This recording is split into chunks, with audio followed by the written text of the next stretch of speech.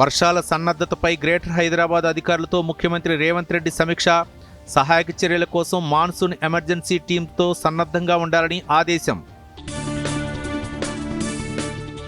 బనకచెర్ల ప్రాజెక్టును వ్యతిరేకిస్తున్నామన్న మంత్రి ఉత్తమ్ కుమార్ రెడ్డి. ప్రాజెక్టును అడ్డుకునేందుకు అన్ని ప్రయత్నాలు చేస్తున్నామని వెల్లడి. ఖమ్మం జిల్లా ములుగుమాడులో భూభారతి సర్వే సదస్సులు ప్రారంభించిన మంత్రులు. ఆధార్ తరహాలో భూములకు త్వరలో భూధార్ తీసుకొస్తామని మంత్రి పొంగులేటి పునరుద్ఘాటన. అసైన్డ్ భూములను సర్వే చేసి అర్హులకు పంపిణీ చేయనున్నట్లు బట్టి విక్రమార్క వెల్లడి.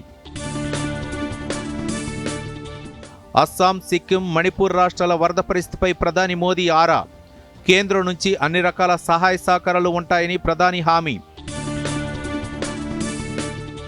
ఉగ్రవాదం పడక కింద భారత్ ఉండబోదన్న CDS general Anil Chauhan. Nuclear బ్లాక్మెయిల్ను భారత్ ఎట్టి పరిస్థితుల్లోనూ సహించబోదని స్పష్టీకరణ. రాష్ట్రంలో 2 రోజుల పాటు ఓ మోస్తరు వర్షాలు. పలు జిల్లాలకు ఎల్లో అలర్ట్ జారీ చేసిన హైదరాబాద్ వాతావరణ కేంద్రం.